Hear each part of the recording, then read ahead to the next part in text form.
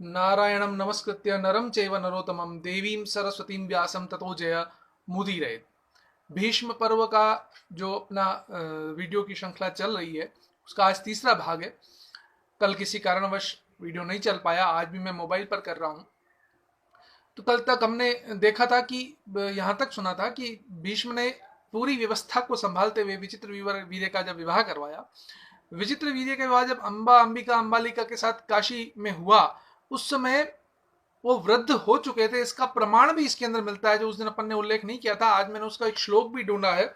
वो श्लोक स्पष्ट रूप से कह रहा है, कीर्त्यमानेषु राजाम तु तदा नाम सुसर्वश एकाकिनम ता भीष्म वृद्धम शांतनु नंदनम। उनको स्पष्ट रूप से वृद्ध शब्द से जो है संजित किया गया।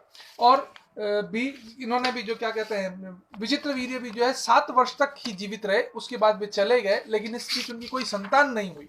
जब कोई संतान नहीं हुई तो उन्होंने स्वर्गवास उनका हो गया। ऐसी स्थिति में सत्यवती जी के लिए एक प्रश्न था कि वो भरतवंश को आगे कैसे बढ़ाए।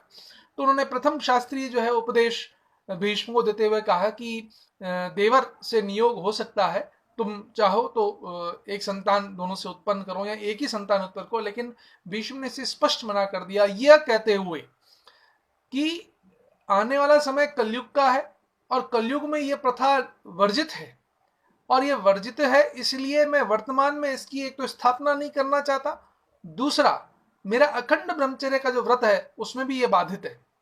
अतः हम लोग और कोई मार्ग ढूंढें। ऐसे में सत्यवती ने कहा कि भगवान पराशर की कृपा से मेरे को पूर्व में एक पुत्र प्राप्त है, महर्षि वेदव्यास। तो अगर तुम्हारी अनुमति हो तो उन्हें पुकारा जाए। तो भीष्म बड़े प्रसन्न हुए कि इतने तेजस्वी का तेज यदि भरत को कुल को मिल रहा है तो अच्छी बात है। उन्होंने तत्काल स्वीकृति प्रदान की।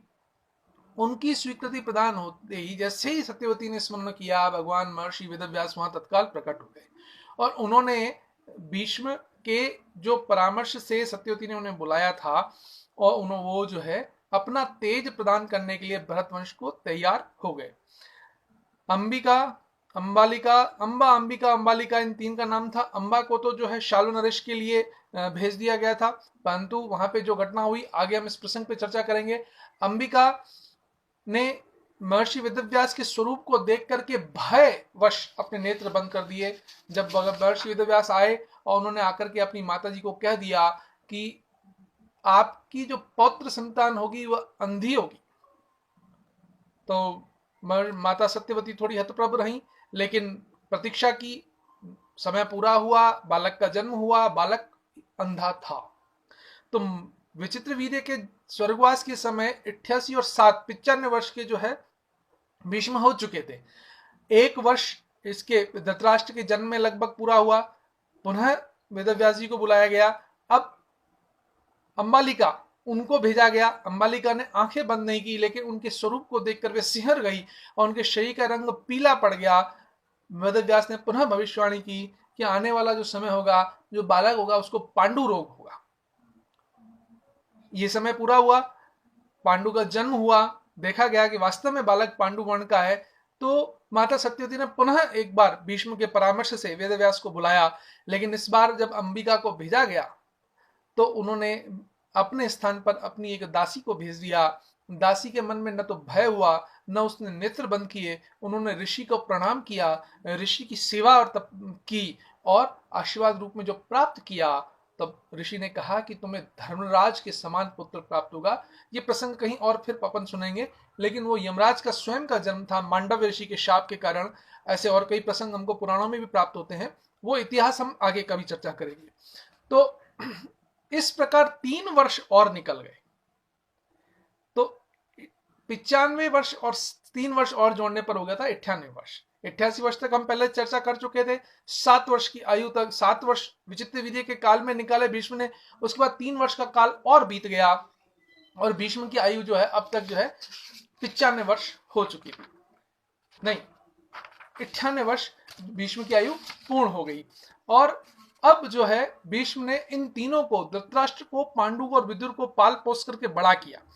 बड़ा ही नहीं किया, इतना प्रशिक्षित कर दिया कि वे जब शिक्षा पूर्ण कर चुके तब विदुर से भीष्म ने परामर्श लिया कि अब तुम ये बताओ कि हम किस योग्य कन्याओं से धृतराष्ट्र का और पांडु का विवाह कराएं। तो जब ये बात उठी पांडु का उनका कैसे विवाह कराएं, तो विदुर ने कहा कि आप ही हमारे पिता हो, आप ही हमारे माता हो, हम जो है आपसे अलग कैसे जा सकते हैं। अतः जैसा आप कहेंगे वैसा ही हम चलेंगे और वही आपके द्वारा मान्य मार्ग, हमारे लिए वही जो है मान्य मार्ग होगा, उसी मार्ग का हम जो है अनुसरण करेंगे। अतः आप जिसके लिए उचित समझें, जिसको आप उचित समझेंगे वही जो है हमारे लिए मान्य होगा। ऐसा कहकर के उन्होंने वापस उनको पुनः इन्हीं को ही जो है सौंप दिया। एक मिनट में देख के बताता हूं, वो श्लोक भी है, बिल्कुल स्पष्ट रूप से श्लोक है कि भगवान आदि पर्व का संभ पर्व नवाधिक अध्याय 109वां अध्याय है, उसके श्लोक संख्या 8 में विदुर कहते हैं भवान पिता भवान माता भवान न परमो गुरु तस्मात् स्वम कुलस्यास्य विचार्य कुरुयोद्धितम। आप जो विचार करें उचित है। और भीष्म ने यह परामर्श दिया कि धृतराष्ट्र के लिए गांधारी और पांडु के लिए कुंती और मद्र नरेश की कन्या माद्री, ये दो बहुत उपयुक्त रहेंगी, अतः उनसे विवाह कराया जाए। इन दोनों का उनसे विवाह हुआ और देवक राजा की यहाँ पर एक कन्या थी जो ब्राह्मण कन्या थी लेकिन शूद्र पत्नी की संतान थी, उससे विदुर का विवाह करवाया गया। यदि इस प्रकार पूरा इनका समय देख लें और न्यूनतम ये मान लिया जाए कि उन्होंने युवावस्था तक जो शिक्षा प्राप्त की और भीष्म ने पूरे इस काल के अंदर 25 वर्ष कर मान लिया जाए, और 25 वर्ष तक न केवल शिक्षा दी बल्कि भीष्म ने इंद्रप्रस्थ के राज्य को भी संभाला एक प्रतिनिधि के रूप में।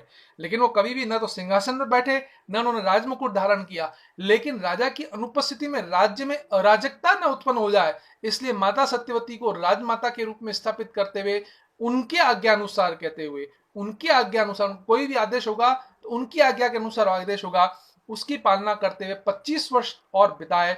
इस प्रकार इनकी जब तक पांडु धृतराष्ट्र और विदुर युवा होते तब तक उनकी आयु जो है लगभग 123 वर्ष हो चुकी थी।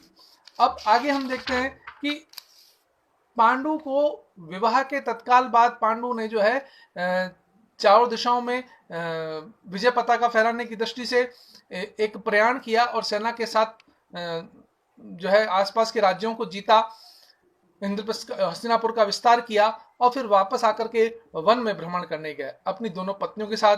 वहीं पर ही भूलवश उन्होंने कर्दम ऋषि को मार दिया, शाप प्राप्त हुआ और शाप के बाद उन्होंने संकल्प किया कि वन में ही रहेंगे, संन्यास लेंगे। लेकिन दोनों पत्नियों के द्वारा मना करने पर उन्होंने संन्यास का त्याग करके वानप्रस्थ की पालना की। और वानप्रस्थ में रहते हुए जब उनको ऋषियों द्वारा एक ज्ञात हुआ कि उनकी कोई संतान नहीं है, इसलिए उनका विकास नहीं है, उनका मोक्ष नहीं है, तो उन्होंने कुंती से निवेदन किया था। कुंती ने अपने दिव्य जो उनको वरदान महर्षि दुर्वासा ने दिया था, उस जो है आशीर्वाद का जो दुर्वासा ने उनको दिया था मंत्र शक्ति, उसका विवरण दिया और बारी बारी से पांडु की संतान हुई। इसी काल में गांधारी भी गर्भवती हुई, लेकिन गांधारी 2 वर्ष तक उसके पेट में से जो है गांठ के रूप में जो है मांस का पिंड बढ़ता रहा, लेकिन संतान नहीं हुई।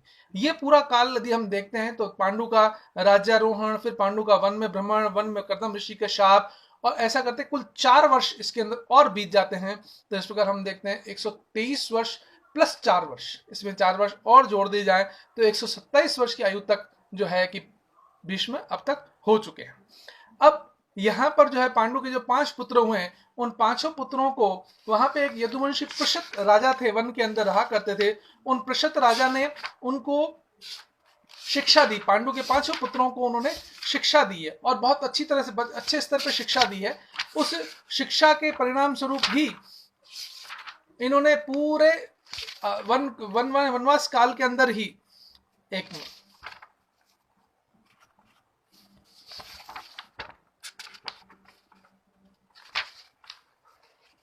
शर्याती वंशज के पुत्र पृषत थे जिनका नाम शुक था। उन शुक ने इन 5 को पूरी शिक्षा दी, शस्त्र की, शास्त्र की, और इतने ये वयस्क या इतने परिपक्व हो चुके थे कि उन्होंने अर्जुन के अंदर वैशिष्ट्य देखते हुए अर्जुन को एक ताड़ के समान विशाल अत्यंत चमकीला धनुष, विपाट, शुर और नाराज, ये 3 प्रकार के विशेष बाण कहे जाते हैं, वो बाण अर्जुन को दिए। विपाट आदि सभी प्रकार के बाण गिद्ध के पंखों से युक्त और अलंकृत थे और देखने में बड़े बड़े सर्पों के समान जान पड़ते थे।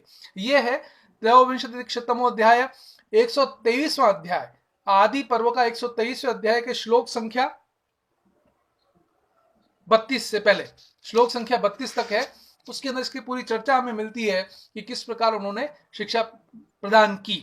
और उसके बाद किसी त्रुटिवश या हम कहें कालवश पांडु का स्वर्गवास हुआ, और पांडु के स्वर्गवास के बाद उनको ऋषियों ने वापस हस्तिनापुर पहुंचाया। इस समय में यदि हम देखते हैं तो जो उनकी अवस्था बताई जा रही है, जिस प्रकार उन्होंने ज्ञान प्राप्त किया है, तो युधिष्ठिर जो सबसे बड़े हैं उनकी आयु 16 वर्ष से कम नहीं हो सकती।